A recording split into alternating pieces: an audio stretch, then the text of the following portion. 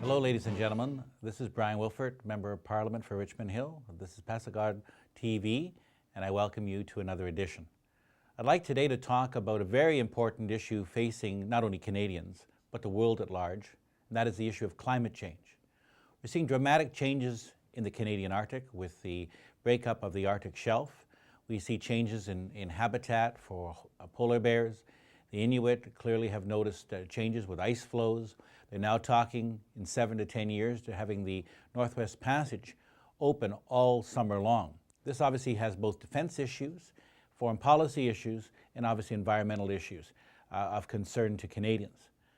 Recently, we had the United Nations Framework Conference on Climate Change held in Copenhagen, Denmark. As a former Junior Minister of Environment, and as a member of Globe International, which is an organization of global parliamentarians for the environment, I was in Copenhagen in October, speaking with both the Minister for Climate Change for Denmark and with the Danish Prime Minister, leading up to the Copenhagen discussions. What's unfortunate, of course, for Canada is that we had no plan. We had no approach in terms of working with other countries, and so we were left to follow whatever the Americans did. This is really regrettable, given the problems in the Canadian North, given the fact that climate change is a life and death issue for some countries. For example, Nauru in the Pacific Ocean, or Kiribati in the Pacific Ocean, realized that if the water warms by 1 or 2 degrees, they could in fact disappear as island states.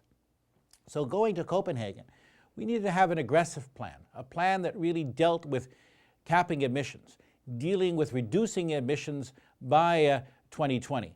Unfortunately, the Canadian government was more of a bystander, and in fact, probably the most embarrassing time on the international stage, where we received a number of fossil awards. These are awards that are given by environmental groups who basically criticize the failure of Canada to show leadership.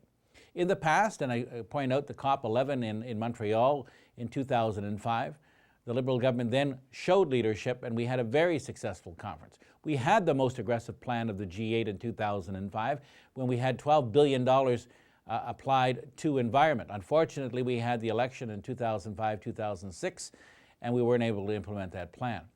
There can be nothing more important than dealing with these environmental changes, with rising sea levels, when we see difficulties in the Arctic, when we see changes which will impact in terms of development of what we'll call now environmental refugees, where people are moving from one country to another in search of food, where you have desertification increasing, particularly in Africa.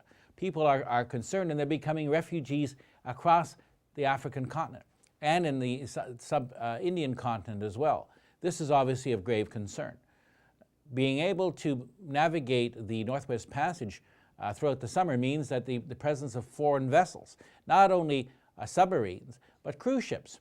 If you think of a cruise ship that goes into the north and is not adapted to that kind of environment and gets stuck or sinks because of different ice flows, that means that our ability to respond. Well, as the Vice Chair of the National Defense Committee, we are finishing a very in-depth study on the North and dealing with climate change. How should Canada prepare, not only in terms of response for emergencies, but also in terms of our sovereignty in the North? How do we deal with that? So again, that comes back to Copenhagen, making sure that we are leaders and not followers. And unfortunately, at Copenhagen, we simply followed. The agreement that came out of Copenhagen, of course, was not binding. It was an agreement which the United States led, along with the support of China, India, and others. We also heard the Iranian government talking about issues with climate change, but again, they were in the same boat as Canada with very little concrete plan and really little understanding in terms of what needs to be done. The growth of desertification is in fact a concern not only in Iran, but on places like the Sudan, Kenya, Somalia, etc. And again, if people cannot feed themselves, what impact is this going to have?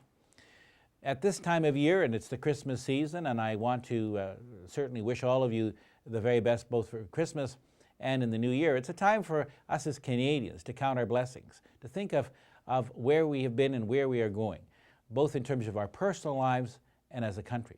And we've seen dramatic events across the world. And of course, for many of you in Iran, the turmoil that has occurred since the June 12th presidential elections, and most recently, of course, more demonstrations against the government.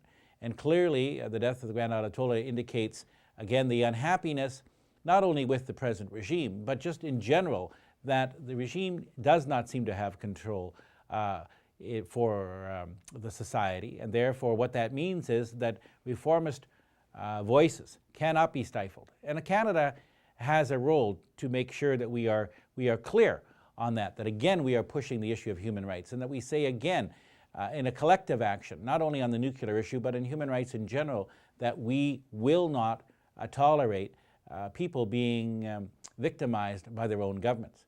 And Canadians have always led the fight when it comes to human rights, and whether it is in Iran or whether it is in Burma, we need to be more vocal.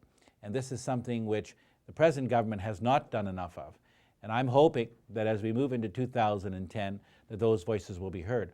And I will just say that I helped sponsor Irwin Cotler's bill on the Iranian Accountability Act, which came in June, and we're looking forward to that passage to again hold the Iranian government accountable.